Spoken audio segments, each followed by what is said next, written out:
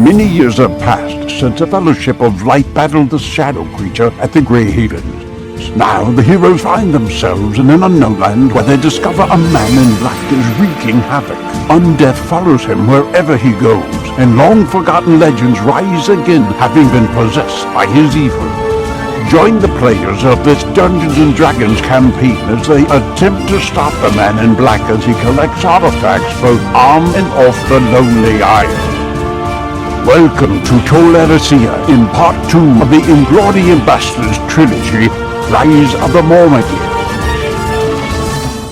Alright, welcome friends to episode 95 of the Inglorion Bastards campaign. With me tonight I have my friend Marco, who plays Feredir. Welcome to the podcast. Welcome, thank you for having me. Yeah. Thanks for bringing me back, I should say. Yeah, you've so we did an interview at the somewhere in the middle of part 1, I think, and then you came back for the full cast reunion for the Search for Tol Eressëa campaign, and then now we're in Rise of the Mormegil, and this episode will air kind of after our in-person session, so the beginning part of the fight with Túrin and Inglorion, and actually the Shadow Mire, which we call Gwarthaur. What were you thinking at the end of part 1, right? So you guys had just kind of defeated Gwarthaur, who you didn't know was called Gwarthaur at the time. You defeated the Shadow. Riken dove through the portal, and here you guys are trying to debate what to do.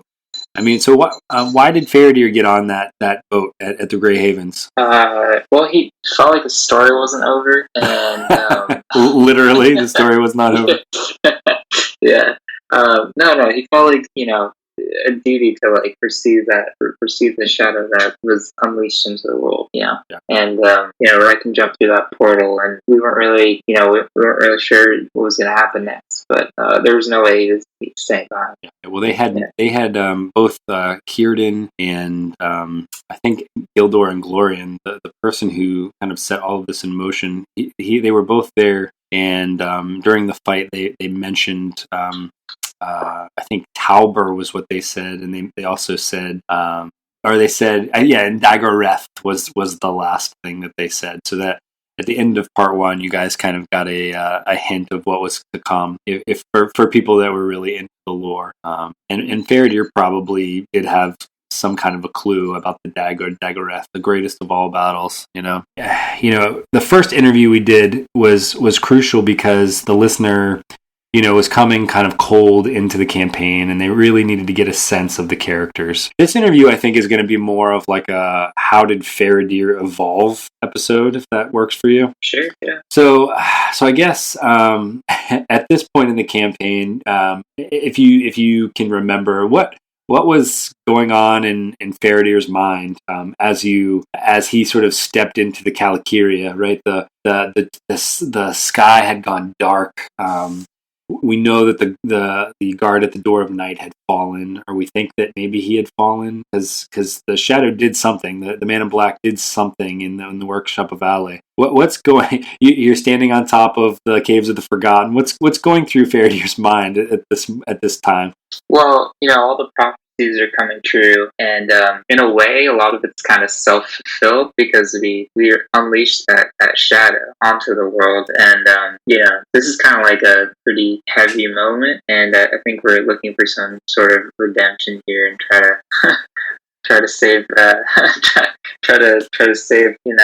save face. The other thing going on in Feredir's head is sort of, I guess he always looked up to Túrin as like this great iconic hero, tragic hero in like the Númenórean bloodline, in the past, and now he's kind of feeling that as well, like the sorrow that Túrin's feeling, and there's a lot of parallels you can draw between Feredir and Túrin.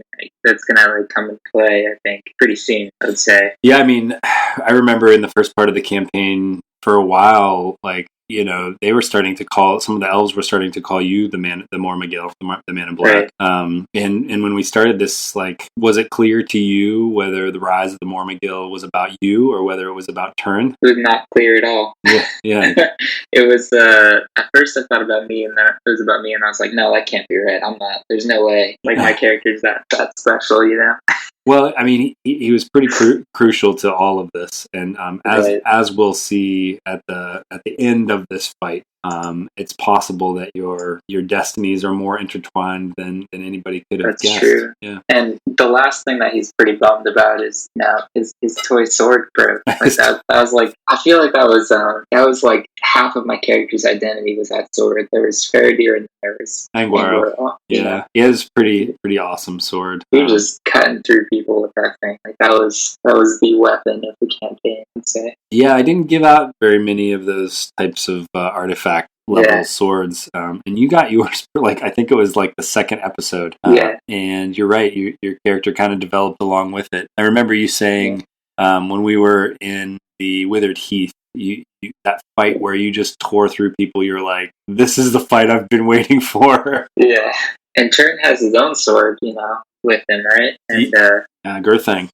And correct me if I'm wrong, but it broke because we sort of crossed swords, right? Yeah, so I actually kind of planned this. I gave Turin a power, which is a pretty standard monster / NPC power called parry, where you could I don't remember the exact mechanics, but it was essentially he could block up to 10 hit points of damage if you were to actually hit him, right? So he does this thing where he raises his sword and he parries, and maybe the blade slides down and cuts into him a little bit, but essentially he staves off some of the damage.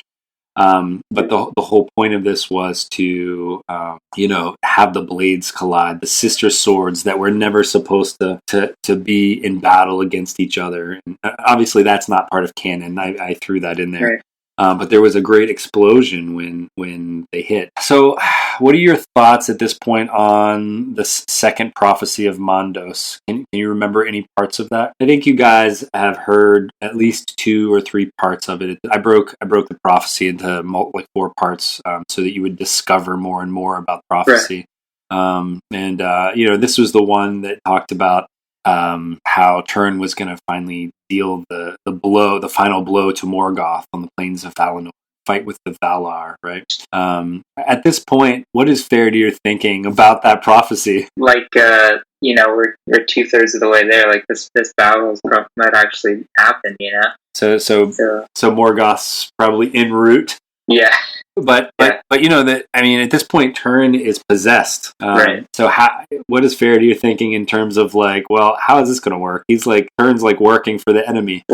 I'm sort of thinking like, we gotta basically exercise this guy because we need him in this final fight. The prophecy says that Turin's going to be riding in there, like right hand man, Yeah. Exactly. So this battle for you probably wasn't all about, slash and kill. You can't kill an Ainur, right? You can't kill Gwarthaur. He's possessed Turin, and you can cut Turin's body to shreds, but you can't really kill Gwarthaur. So right, that life essence is just tied to this world. It's not going anywhere. Yeah. So he suggested that you guys sort of bind his essence to something else. Right. Yeah. And so I think it was Okryn who did that, or possibly even Zelindor coming up. And so that's the plan, right? Is to do a ritual to bind Gwarthaur. And I don't want to give anything away, but the ending of this battle is pretty, goes out with a bit of a bang, if I remember correctly. It sure does. There's something to look forward to. Yeah.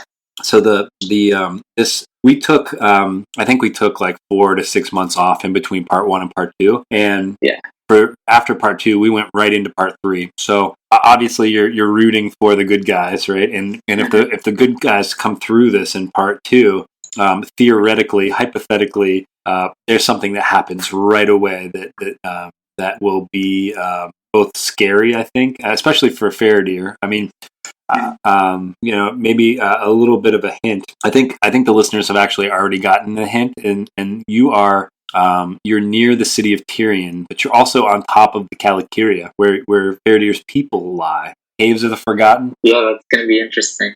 Do you have like a favorite NPC or like a favorite scene that you can remember from part 2?